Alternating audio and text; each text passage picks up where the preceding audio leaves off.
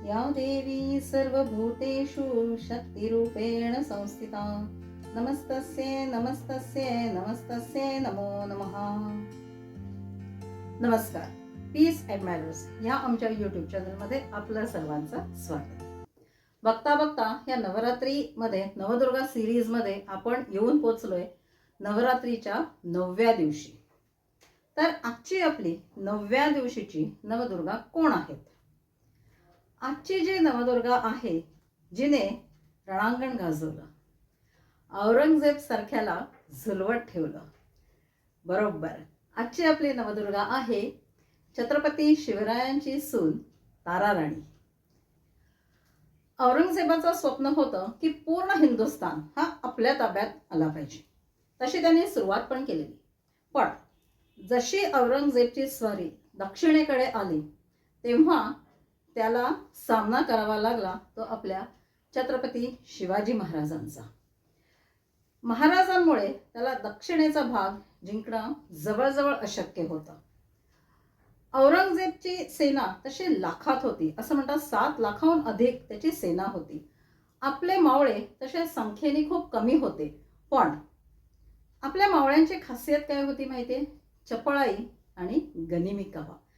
ह्या 2 स्ट्रॉंग पॉइंट्सवर आपली सेना मुघलांशी लढली. तर पुढे जसं मी सांगितलं की छत्रपती शिवाजी महाराजांनी औरंगजेबाला टक्कर दिली. पुढे 1680 मध्ये महाराजांचा मृत्यू झाला. त्यापुढे हा लढा सुरू ठेवला तो छत्रपती संभाजी महाराजांनी. पण संभाजी महाराजांना पण कटकारस्थान करून त्यांनी कैद केलं आणि पुढे त्यांचा मृत्यू कसा झाला ह्याचा इतिहास तर सगळ्यांनाच माहिती आहे. आता पुढे करायचं काय? औरंगजेब खुश झाला. आता माझ्या मार्गामध्ये कुणीही नाही. आता मला हा दक्षिणेचा भाग जिंकणं सहज शक्य आहे. पण त्याच वेळी सईबाईंनी राजाराम महाराजांना गादीवर बसवायचा निर्णय घेतला. राजाराम महाराज छत्रपती झाले. ताराराणी ही या राजाराम महाराजांची पत्नी. ताराराणी ही सरसेनापती हंबीरराव मोहिते जे सोयराबाईंचे भाऊ, त्यांची ही कन्या ताराराणी. तर ह्या ताराराणीचा अगदी जेमतेम 8 वर्षाचं वय असताना राजाराम महाराजांशी विवाह झाला. थोडे वर्ष राजाराम महाराजांनी राज्यकारभार सांभाळला. पण 1700 साली राजाराम महाराजांचा पण मृत्यू झाला. आता तर औरंगजेब आणखीनच खुश झाला. आता तर मला सहज शक्य आहे. पण इथे तलवार घेऊन रणांगणात उतरायचं ठरवलं ते महाराणी ताराबाईंनी. अवघ्या 25व्या वर्षी ह्या ताराराणींना वैधव्य आलेलं. अगदी जेमतेम 25 वय.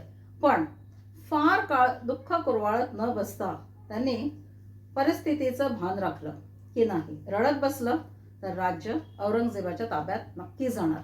तर आता रडत न बसता तलवार हाती घेणं हाच योग्य निर्णय ठरेल आणि त्यांनी तो योग्य निर्णय त्यावेळी घेतला. त्यांनी 4 वर्षाचे छोटे दुसरे शिवाजी यांना गादीवर बसवलं आणि सेनापती धनाजी जाधव, कान्होजी आंग्रे, नेमाजी शिंदे अशा सारख्यांना बरोबर घेऊन त्यांनी राज्यकारभार सांभाळला. तर इथे झालं काय? महाराणी विशालगडावर होत्या. या औरंगजेबनी विशालगडला वेढा घातला. पण जसं मी सांगितलं, आपल्या सेनेचे प्लस पॉइंट्स काय होते? चपळाई आणि गनिमी कावा. औरंगजेबची सेना तशी चपळ नव्हती, थोडी स्लो होती. आपल्या मावळ्यांना जर कम्पेअर केलं ना तर औरंगजेबची सेना स्लो होती. पण ह्या 2 प्लस पॉइंट्सवर आपली सेना लढा देत राहिली. ह्या प्लॅनिंगमध्ये महाराणी ताराबाई कधी प्रतापगडला पोहोचल्या हे औरंगजेबच्या लक्षातही आलं नाही. इथे औरंगजेब दक्षिणेवर कॉन्सन्ट्रेट करत बसला तर आपली मराठ्यांची सेना उत्तरेच्या भागात गेली. ह्याची सेना उत्तरेकडे गेली तर लगेच आपली मराठ्यांची सेना दक्षिणेकडे आली. असं औरंगजेबला आणि त्याच्या सेनेला असं झुलवत ठेवलं होतं. अगदी औरंगजेबला कळतं ना कळतं तेच सेनापती धनाजी जाधव यांनी अहमदाबाद शहर हे लुटले आणि नेमाजी शिंदे यांनी माळवा येथे मोठी लूट केली. तर हे त्यांचे आपण म्हणूया मोठे विजय होते. पुढे 1706 ह्या सालापासून औरंगजेबची प्रकृती थोडी खालवत गेली, म्हणजे त्याला थोडे हेल्थ इश्यूज स्टार्ट झाले आणि 1707 साली औरंगजेबचा खुलताबाद येथे मृत्यू झाला. अनेक वर्ष खर्च करून जे औरंगजेबने जे काही ताब्यात घेतलेलं ते काही महिन्यातच या महाराणी ताराराणीने लढाई करून परत मिळवलेलं. पुढे औरंगजेबचा मुलगा आझमशाह ह्याने कारभार सांभाळायचं ठरवलं. आता लढा देणं ह्याने टाळलं. ह्याने काय केलं, आता थोडं युक्तीने लढूया, डिव्हाइड अँड रूल ही पॉलिसी वापरूया. तर छत्रपती संभाजी महाराजांचे पुत्र शाहू महाराज हे त्यावेळेला औरंगजेबच्या कैदेत होते. तर ह्यांनी काय निर्णय घेतला की आता ह्या शाहू महाराजांना सोडायचं. शाहू महाराज छत्रपती संभाजी महाराजांचे पुत्र, तसं बघितलं तर वारसा हक्क गादीवर त्यांचाच होता. तर हे थोडंफार त्यांना डोक्यात घालून त्यांची कैदेतनं सुटका केली. इथे जे छत्रपती संभाजी महाराजांचे समर्थक होते, आपण म्हणूया त्यांच्याबद्दल ज्यांना फार अशी ओढ होती, ती लोक शाहू महाराजांकडे ओढली गेली. शाहू महाराजांनी राज्यकारभार आपल्या हाती यावा अशी मागणी केली, पण ताराराणी यासाठी तयार नव्हत्या. ऍक्च्युली त्यांना लढाई पण करायची नव्हती, पण इतके वर्ष लढून जे मिळवलंय ते सहजपणे देणंही त्यांना मान्य नव्हतं. मग त्यांनी शाहू महाराजांशी लढाई करायचं ठरवलं. ताराराणींची सेना तशी बलाढ्य, जिंकणं तसं फार काही कठीण नव्हतं, सहज शक्य होतं. पण झालं काय, जसं मी सांगितलं की काही लोकांचा ओढा शाहू महाराजांकडे होता, कारण ते छत्रपती संभाजी महाराजांचे पुत्र होते. त्यामुळे काही लोक त्यांना जाऊन मिळाली. तरीही विजय शक्य होता. पण एक गोष्ट अशी झाली की 11 ऑक्टोबर 1707 ह्या दिवशी बाळाजी विश्वनाथांनी सेनापती धनाजी जाधव ह्यांचे मन वळवले. त्यांना पटवून दिलं की शाहू महाराजांचा हक्क कसा योग्य आहे ते. आणि ऐन युद्धात नेक्स्ट डे म्हणजे 12 ऑक्टोबर 1707 ह्या दिवशी युद्ध होणार होतं.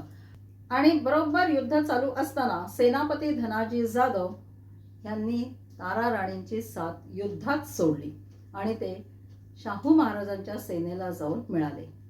आणि ह्यामुळे महाराणी ताराराणी यांना ह्या युद्धात पराभव स्वीकारावा लागला. पुढे सातारा ही राजधानी करून शाहू महाराजांनी आपला राज्यकारभार सुरू केला. ताराराणींनी पण पहिले पन्हाळा, नंतर कोल्हापूर अशा राजधानी करून आपलं एक स्वतःचं एक असं छोटंसं राज्य स्थापन केलं आणि राज्यकारभार सांभाळायला सुरुवात केली. आता पुढे झालं काय, राजाराम महाराजांच्या दुसऱ्या पत्नी राजसबाई ह्या शांत बसायला तयार नव्हत्या. त्यांची कटकारस्थानं सुरू झाली. महाराणी ताराराणी आणि त्यांचे पुत्र दुसरे शिवाजी यांना कैद केलं, यांना कैदेत ठेवलं आणि आपला पुत्र दुसरे संभाजी यांना गादीवर बसवलं. जवळजवळ 16 वर्ष महाराणी ताराराणी आणि दुसरे शिवाजी कैदेत होते. ह्या कैदेतच दुसरे शिवाजी यांचा मृत्यू झाला. पुढे शाहू महाराजांनी दुसरे संभाजी यांच्याशी युद्ध केलं आणि शाहू महाराज जिंकले. तर शाहू महाराज पुढे महाराणी ताराराणींना आपल्याबरोबर साताऱ्याला घेऊन गेले. पुढे 1749 मध्ये शाहू महाराजांचा पण मृत्यू झाला आणि आता पेशवाई बळ धरत होती. ताराबाईंनी प्रयत्न केला की राज्यकारभार आपल्या हातात यावा, पण त्या असफल झाल्या. त्यांच्या प्रयत्नांना यश आलं नाही. पुढे पेशवायांचा कारभार सुरू झालेला. पानिपतच्या तिसऱ्या लढाईत म्हणजे 1761 साली मराठ्यांचा पराभव झालेला. ह्या बातमीचा ताराबाईंना प्रचंड धक्का बसला. पुढे त्यांची प्रकृती खालावतच गेली आणि त्याच वर्षी म्हणजे 1761 साली जूनमध्ये महाराणी ताराबाईंचा मृत्यू झाला. तसं महाराणी ताराबाईंचं आयुष्य जर बघितलं तर खडतरच. त्यांनी मैदानातल्या लढाया पण लढल्या, आपापसातल्या लढाया पण लढल्या, म्हणजे नातेवाईकांमधल्या आपापसातल्या रिलेशनमधल्या लढाया पण त्यांना लढाव्या लागल्या. कटकारस्थानं फेस करावी लागली. पण औरंगजेबला झुलवत ठेवणारी राणी म्हणून त्या प्रसिद्ध आहेत.